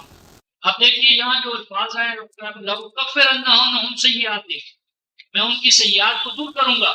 یہ جواب کس کا دیا؟ صفحہ 91 میں کیا فرمایا تھا؟ یہ 193 آیت میں فَاغْفِرْ لَنَا ذُنُوبَنَا وَكَفِّرْ عَنَّا سَيِّئَاتِنَا وَكَفِّرْ عَنَّا سَيِّئَاتِنَا، اے اللہ ہماری سیئات، بدحالیاں، پراگندہ حالی، ہمارے توازن کو توڑنے والی جو یعنی افعال اعمال ظلم، اس سے تبدیل، اس سے نجات ہے۔ تو انہوں نے کہا تھا کفر اللہ سیئاتنا، اور اللہ نے فرمایا یہ اعمال کرو گے تو پھر ہوگا لَأُكَفِّرَنَّ عَنْهُمْ سَيِّئَاتِهِمْ۔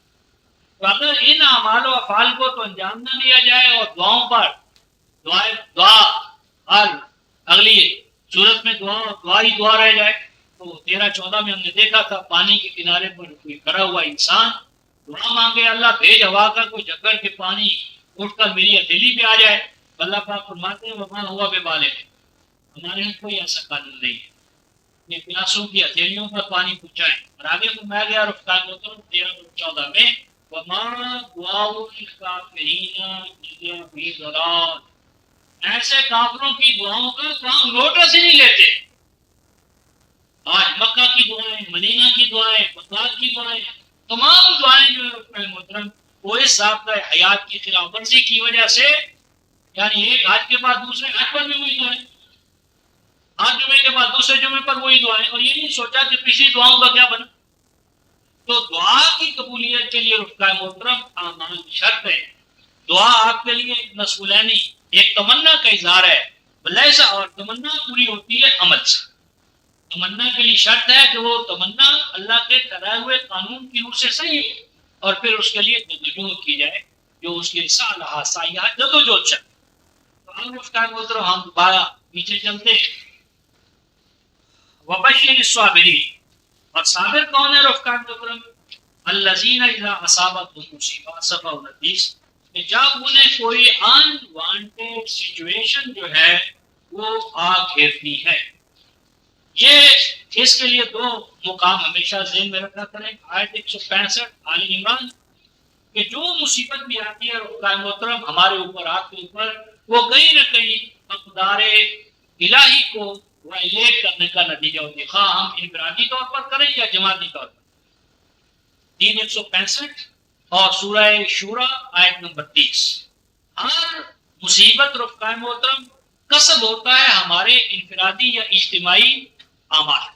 یہ خاص طور پر یہ 42-30 جو ہے رفقائے محترم، اس کو ذرا دیکھیں، کیونکہ امت مسلمہ نے مصائب و علام، جی ٹھیک ہے جی کیا کریں، اگر تو مریض رفقائے محترم صحت یاب ہو جاتا ہے تو ڈاکٹر اور دوا کا کمال ہے، اگر ہم مقدمہ جیت جائیں تو ہماری اور ہمارے وکیل صاحب کی کامیابی ہے، مقدمہ ہار جائیں اور مریض جان پر نہ ہو سکے، کیا کریں، اللہ کی مرضی، وہاں اللہ کی مرضی۔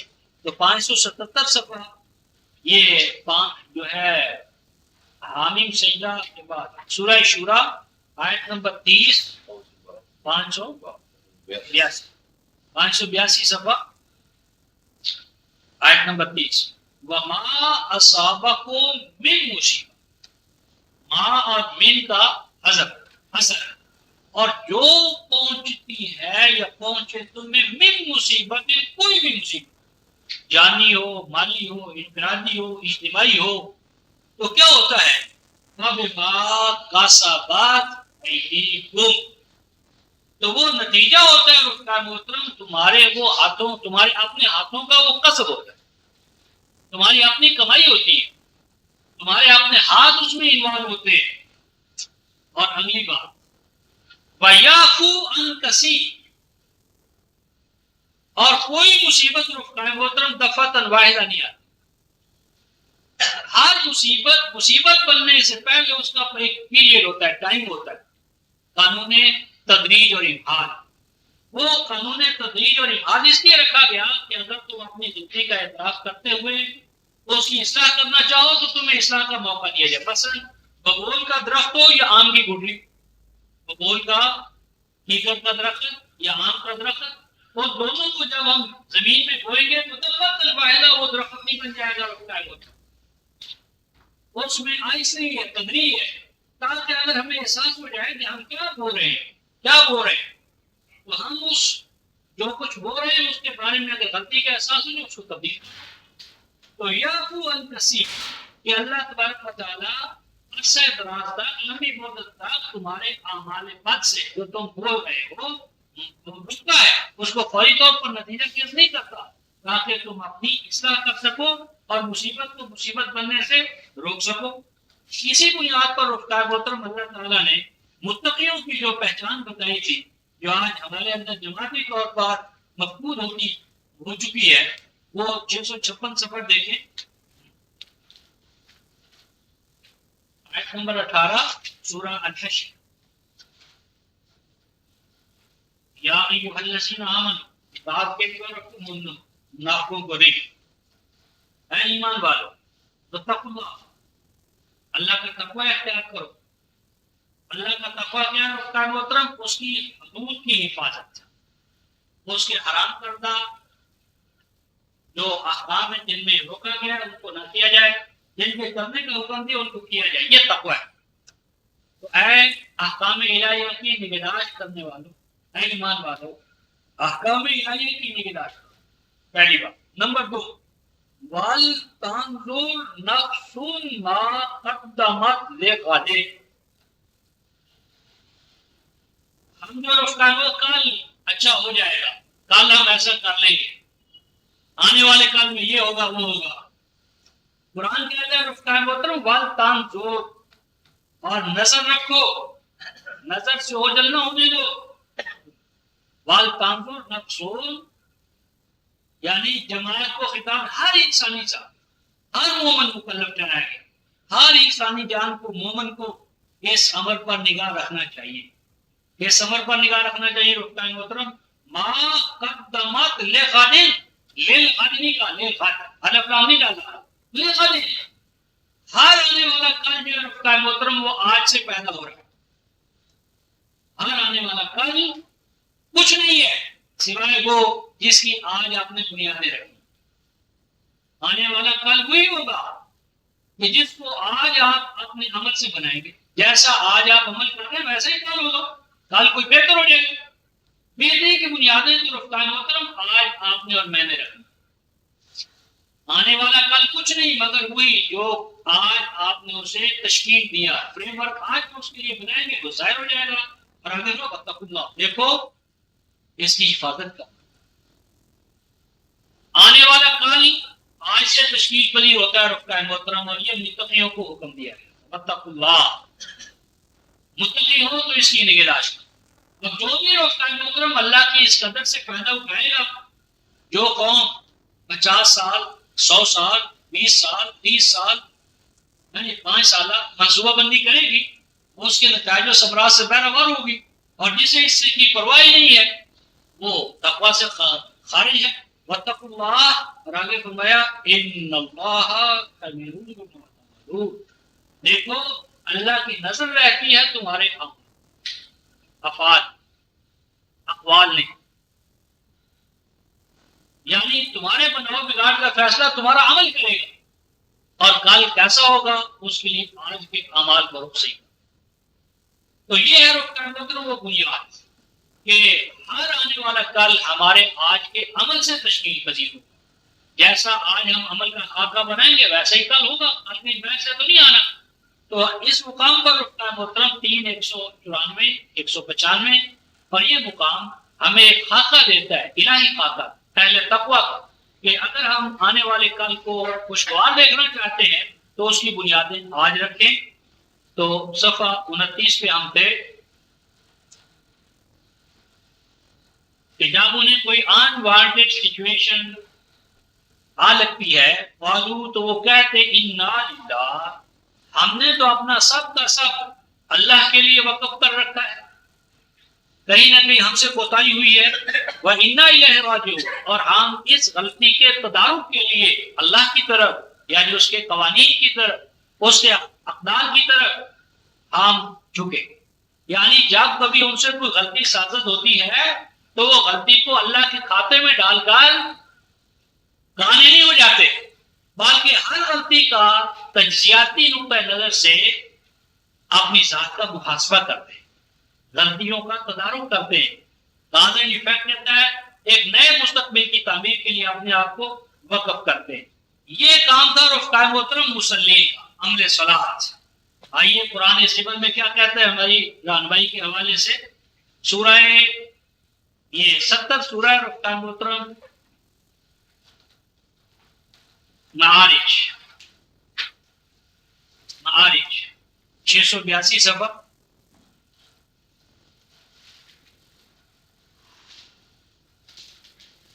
آیت نمبر 17 تا 23۔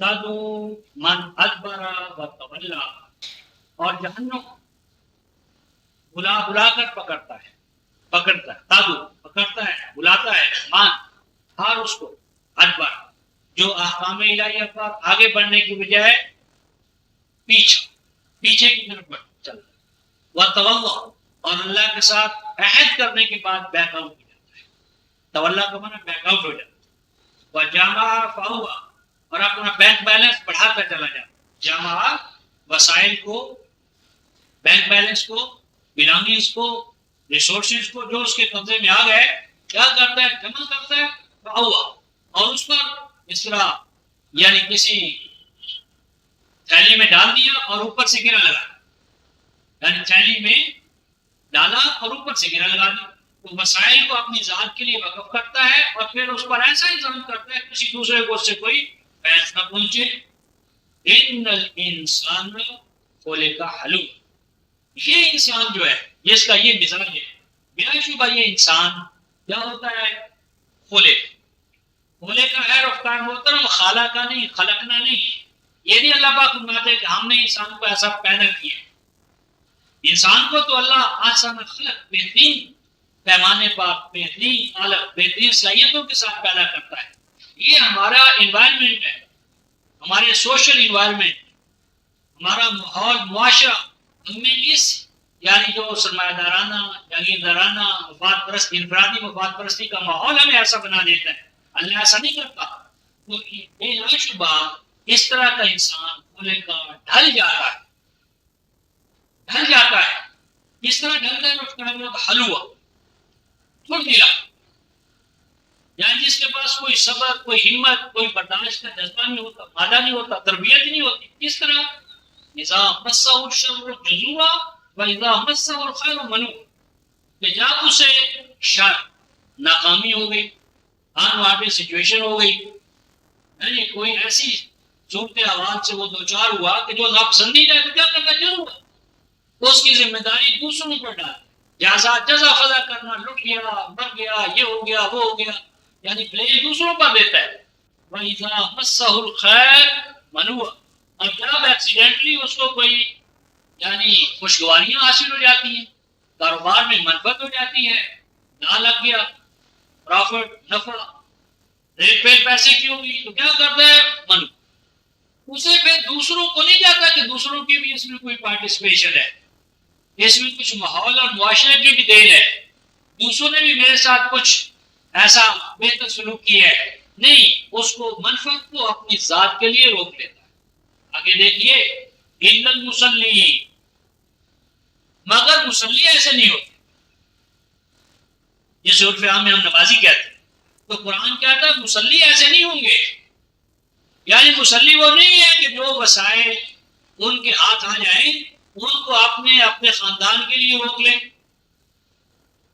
اور آگے مسلین کون ہے رفتار محترم؟ یہ اوپر لا لکھا ہوا ہے، لا، اور آگے الذین آ رہا ہے، الذین، اور یہ سارے بیان کرنے کے بعد آیت نمبر جو 34 ہے، والذین هم علی صلاتهم یحافظون اولئک فی جنات مکرمون، یہ ہے اعمال صلاۃ، یہ جو آیت نمبر یعنی 22 سے لے کر 34 تک جو اعمال آئے ہیں، یہ تمام اعمال صلاۃ ہیں، اور ان اعمال کے حوالے سے آج ہم صلاۃ کا جائزہ لیں تو پتہ چلتا ہے ان اعمال کا صلاۃ سے کوئی تعلق ہی نہیں، وَوَيْلٌ لِّلْمُصَلِّينَ کے مقام پر صلاۃ ہے۔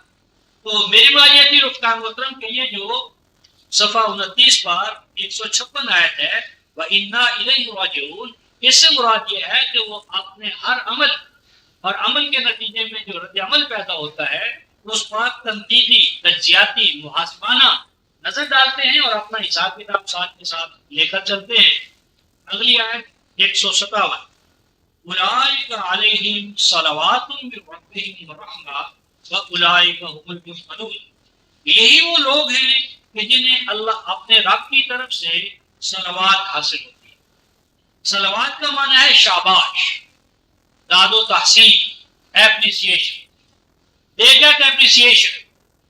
اس کیریکٹر کے جو حامل اہل ایمان ہیں، اہل صبر ہیں، انہیں ان کے رب کی طرف سے اپریسیشن حاصل ہوتی ہے اور رحمہ، اور ان کو اللہ اپنی نوازشوں سے نوازتا ہے، اور یہی لوگ ہیں ہدایت کو عملی طور پر نتیجہ خیزیوں اور سرفرازیوں کے حوالے سے حاصل کرنے والے ہیں۔ یہاں پر رفتار محترم ایک صلاۃ کا لفظ آیا ہے، اور ہمارے ہاں بھی اس کا ترجمہ غالباً درود سے کرتے ہیں، درود۔ اور یہ جو صلاۃ الرسول ہے، اللہم صلی علی محمد وآل محمد، اس میں سوچنے والی بات یہ ہے رفتار محترم کہ ہم کہتے ہیں اللہم صلی علی محمد، اے اللہ رسول پاک صلاۃ بھیج۔ اللہ تبارک و تعالی ہمیں کہتے ہیں صلو، اور ہم کہتے ہیں اللہم صلی، اے اللہ تو کر۔ تو یہ صلی ہے کیا رفتار محترم؟ کوئی درود لکھی پڑھ رہا ہے، کوئی درود تاج پڑھ رہا ہے، کوئی پتہ نہیں کیا درود ہے۔ یہ درود کیا ہے رفتار محترم؟ یہاں پر مومنوں پر اللہ تبارک و تعالیٰ فرماتے ہیں کہ یہ لوگ ہیں علیہم صلوات، ان اہل ایمان کے لیے اللہ کی طرف سے صلوات ہے، درود ہے۔ یہ درود کیا ہے؟ یہ رفتار محترم ایک مستقل موضوع ہے۔ میں اس ضمن میں دو آیتیں آپ کے سامنے پیش کرتا ہوں ابتدائی طور پر، پھر آگے اس کی تفصیل آئے گی۔ پہلے رفتار محترم ہم سورہ احزاب 33ویں سورہ جو ہے اس کی آیت نمبر 56 لیتے ہیں، جس کو بنیاد بنا کر صلاۃ والسلام کی محفلیں برپا ہوتی ہیں۔ یہ 509 صفحہ ہے۔ ان اللہ و ملائکتہ، اللہ اور اس کے ملائکہ، یصلون علی النبی، وہ النبی پر عمل صلاۃ کر رہے۔ اللہ اور اس کے ملائکہ رسول پر، نبی پر عمل صلاۃ کر رہے۔ یہاں ایک نقطہ یہ ہے اس کا محترم کہ یہاں علی النبی کا ہے، اللہ رسول نہیں کا، یعنی نبی اور رسول، نبی اور رسول میں اس طرح کا سوال کے ضمن میں کیا تھا، کوئی فرق نہیں ہے، ایک ہی سکے کے دو رخ ہیں، ایک ہی ذات کے دو پہلو ہیں۔ یعنی یہ محترم نبی اور یعنی ایک شخصیت ہے محترم، یا وہ نبوت کیا ہے؟ نبوت کا معنی ہمارے یہاں کہتے ہیں خبر دینا، خبر، تو خبر دینے کی وجہ سے جھوٹے نبی کھڑے ہو گئے۔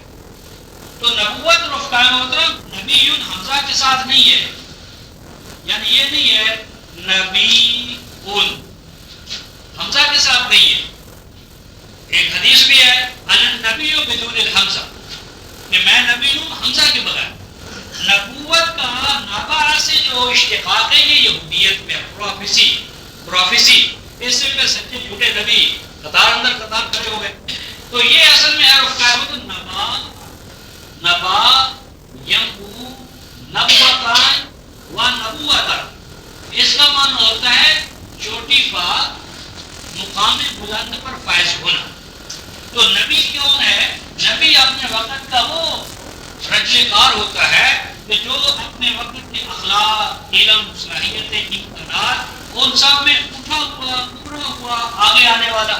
تو اس کا ایک پہلو رفتار محترم اللہ کی طرف ہوتا ہے، اللہ کی نسبت سے یہ نبی ہوتا ہے، یعنی اللہ تعالیٰ کی طرف سے جب یہ پیغام آتا ہے تو یہ نبی ہوتا ہے۔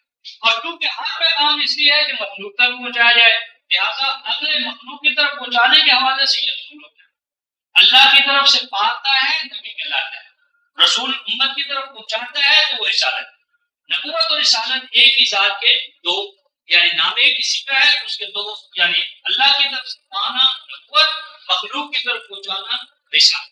یہاں جو فرمایا گیا کہ ان اللہ و ملائکتہ یصلون علی النبی، کہ اللہ اور اس کے ملائکہ کیا کرتے ہیں؟ وہ قائم محترم صلاۃ کر رہے ہیں۔ اب یہاں یعنی 157 اور 3356 عربی میں دو اور مقام لاتا ہوں۔ یہاں پر مومنوں کے لیے فرمایا اہل صبر، اہل صبر کے لیے صلوات ہے، یا مومن کی اہل رسول کے لیے، اور آگے ہم یصلون علی النبی یا ایھا الذین صلوا علیہ، صلو علیہ، اور اس کے بعد ہے وسلموا تسلیما۔ اب یہاں سلموا تسلیما میں یہ ڈنڈی ہوئی ہے کہ یہاں انہوں نے علی جو ہے نا صلو علیہ یا وسلموا علیہ تسلیما، اور اس کے اوپر سلام بھیجو، حالانکہ صلو علیہ نہیں ہے، سلموا تسلیما، یعنی سلموا علیہ تسلیما نہیں ہے، یہ تھا کہ اس کے لیے سبمیشن کرو، سبمیشن کرو اس رسول کے سامنے، جس طرح کے سبمیشن کرنے کا تعلق حق ہے، یعنی اس کے لائے ہوئے نظام اور قوام کے لیے اپنے آپ کو بچا لو، جان مال قربان کرو اس قوام کے لیے جو قوام تمہیں رسول دے رہا ہے۔ اس کے لیے آپ 4:65 کا حوالہ ذہن میں رکھے، فلاح اور ربک لا یؤمنون حتی یحکموک فیما شجر بینہم، اور آگے کیا فرمایا کہ جو فیصلہ کر لے لا یجدوا فی انفسہم حرجا مما قضیت ویسلموا تسلیما، یسلموا تسلیما، یسلموا تسلیما کا معنی ہے کہ اس کے لائے ہوئے قرآن فیصلے قضا اس کے سامنے سرنڈر کرو جس طرح سرنڈر کرنے کا حق ہے۔ تو یہ جو تھا اس کو یعنی صلاۃ کیا ہے، ابھی اس کے ساتھ آپ ایک اور مقام دیکھیں کہ سارا عالم اسلامی ایک تو صلاۃ پر تو جھوم رہا ہے، اور چونکہ ایمان کامل نہیں ہے، ایمان کی برکت ہی نہیں ہے، اس لیے اس سے پہلے ایک آیت ہے رفتہ محترم آیت نمبر 43، اس پر کوئی آپ کو توجہ نہیں دلایا۔ مکہ مدینہ میں اس پر زور ہے خطبہ جمعہ میں، لیکن یہ غائب ہے کیونکہ اس کو دیکھنے کے لیے ایمان شرط۔ دیکھیے ذرا سورہ احزاب کی آیت نمبر 43 میں 56 پر پہنچنے سے پہلے کیا ارشاد فرمایا گیا؟ یہ 507 صفحہ 507 ہوئی عذاب، والذی یصلی علیکم، اللہ وہ ہے، رسول نبی کا ذکر بعد میں لایا جا رہا ہے، پہلے ایمان والوں کا ذکر کیا جا رہا ہے۔ والذی، اللہ وہی تو ہے، یصلی علیکم، اے ایمان والو وہ تمہارے لیے اللہ کیا کر رہا ہے؟ عمل صلاۃ کر رہا ہے۔ ذکر کہیں کا ہے یا ایھا الذین آمنوا، ایمان والوں کو خطاب ہے، اے ایمان والو نذکر اللہ ذکرا کثیرا وسبح بکرۃ واصیلا، کیوں کرو کہ اللہ وہ تو وہی تو اللہ ہے جو تمہارے لیے عمل صلاۃ کرتا ہے، اور اس کے ملائکہ، تو کیا اللہ اور اس کے ملائکہ ایمان والوں کے لیے بھی کہتے اللہم صلی اللہم صلی؟ عمل صلاۃ کیا ہے رفقہ محترم؟ اللہ اور اس کے ملائکہ کیا ہے؟ آگے دیکھیے، لِيُخْرِجَكُم مِّنَ الظُّلُمَاتِ إِلَى النُّورِ وَكَانَ بِالْمُؤْمِنِينَ رَحِيمًا۔ اللہ کی صلاۃ درود مومنوں کے لیے کیا ہے کہ وہ نکال رہا ہے تمہیں تاریکیوں سے اور لا رہا ہے تمہیں وہ نور کی جانب۔ یعنی عمل صلاۃ کیا ہے؟ لوگوں کو تاریکیوں سے نکال کر نور کی طرف لانا، اور اللہ یہ تاریکیوں سے نکال کر نور کی طرف کس طرح لائے گا؟ کس طرح لاتا ہے؟ اس کا عملی طریقہ کار کیا ہے؟ 14 سورہ ابراہیم آیت نمبر 1 اور 2، یہ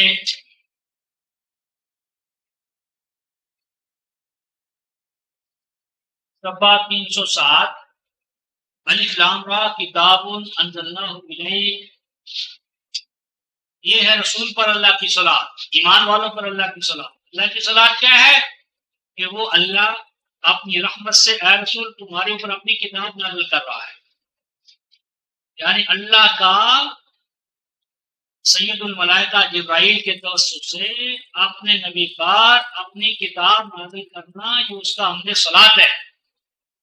اور یہ کیوں ہے؟ لِتُخْرِجَ النَّاسَ، تاکہ اے رسول آپ نکالیں لوگوں کو تاریکیوں سے اور لائیں ان کو نور کی جانب. یہ رسول کا مشن ہے. یعنی کتاب الہی کا نزول رسول کی ذات پر یہ اللہ کی صلاح ہے. مقصود اس کا کیا ہے؟ تاکہ لوگوں کو تاریکیوں سے نکال کر نور کی طرف لایا جائے. اور مومنوں کا فریضہ کیا ہے؟ کہ وہ رسول پر ایمان لانے کے بعد اس مشن میں اس کے دست و بازو بنے، کہ وہ رسول کا ختم نبوت کے بعد اب کوئی نبی نہیں آئے گا، کیونکہ نبوت یعنی اللہ کی طرف سے کلام پانا یہ قیام قیامت اب ختم. اب اس امت نے نیابت نبوت کا فریضہ انجام دینا ہے. نبی کا فرض مشن کیا ہے؟ لِتُخْرِجَ النَّاسَ مِنَ الظُّلُمَاتِ إِلَى النُّورِ، پھر انسانیت کو ظلمات سے نکال کر نور کی طرف لایا جائے. اب اس کام کے لیے نبی پاک صلی اللہ علیہ وسلم آئے. اب نبوت آپ پر ختم ہو گئی. اب آپ قائم مقام پھر آئے گئے ہیں نبی پاک صلی اللہ علیہ وسلم کے 142 لِتَكُونُوا شُهَدَاءَ عَلَى النَّاسِ وَيَكُونَ الرَّسُولُ عَلَيْكُمْ شَهِيدًا. تم رسول کے قائم مقام ہو. رسول کا ختم نبوت کے بعد جو منصب اخراج من الظلمات الى النور وہ اب آپ کے کانوں پر آ گیا ہے. اس لیے فرمایا سلموا تسلیما، صلو علیہ وسلموا تسلیما. اعتراف کرو کہ اے رسول آپ کے اس مشن پر ہم کھڑے ہونے کا اعتراف کرتے ہیں، اقرار کرتے ہیں. ہم آپ کے اس مشن میں دست و بازو بننے کا عہد کرتے ہیں. یہ ذمہ داری اور بوجھ کو اپنے کندھوں پر لیتے ہیں اور عملاً اس کا ثبوت کس طرح دو؟ وَسَلِّمُوا تَسْلِيمًا. اپنے جسم و جان کو اس پیغام اور مشن پر قربان کرتے رہو. یعنی اپنے اس جسم کو، جان کو، صلاحیتوں کو، امکانات کو کتاب الہی کے فروغ، ابلاغ، تعلیم، تربیت اس کے لیے وقف کر دو. ثابت ہو جائے کہ تم نبی کے واقعی معنی میں اس کے فرما بردار، رفیق، ساتھی اور اس کے یعنی اہل بیت میں سے ہو. اور اس کے لیے تمہیں کیا کرنا پڑے گا، مجھے کیا کرنا پڑے گا؟ اس کے لیے رب کا محترم نظام جو ہے سورہ توبہ نامی سورہ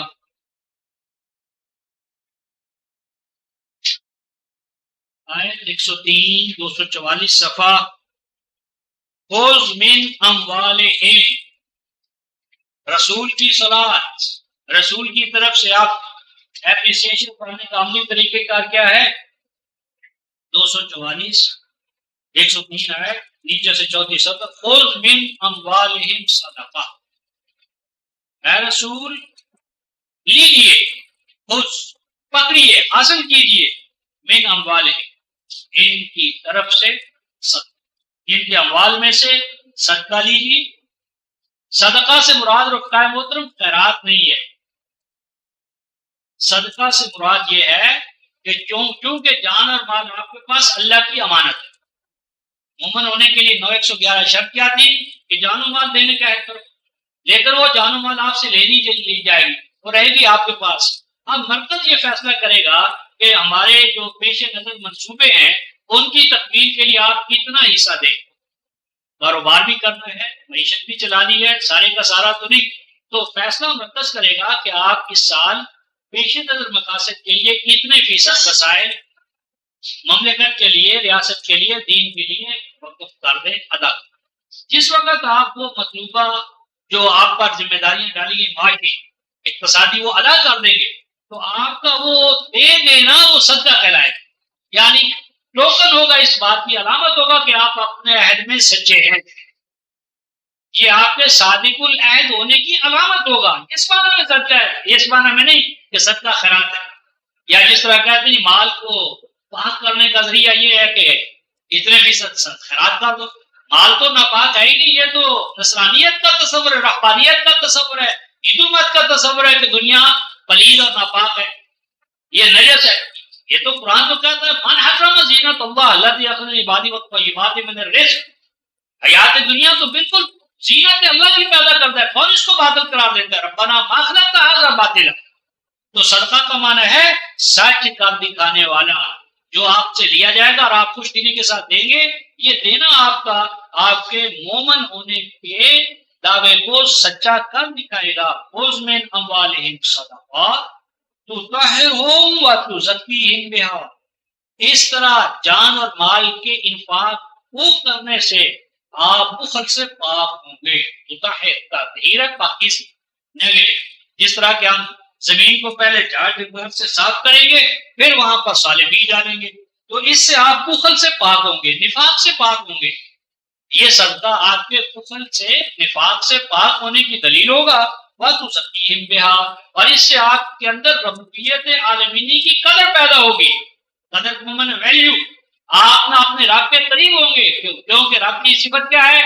یطعم ولا یطعم، وہ کھلاتا ہے کھاتا نہیں، وہ آپ کی نشو نما کرتا ہے، آپ سے کچھ چاہتا نہیں۔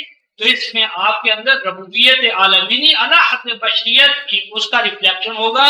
اور آگے فرمایا وَصَلِّ عَلَيْهِمْ إِنَّ صَلَاتَكَ سَكَنٌ لَّهُمْ، اے رسول پھر ان کو عمل صلات سے نوازیے، صلی علیہ، ان کو شاباش دیجیے، ان کی تاثیر و آفرین کیجیے، ان کو کہیے کہ تم نے اللہ کے عہد کو سچا کر دکھایا ہے، اب اللہ تمہیں اپنی رحمتوں سے نوازے گا۔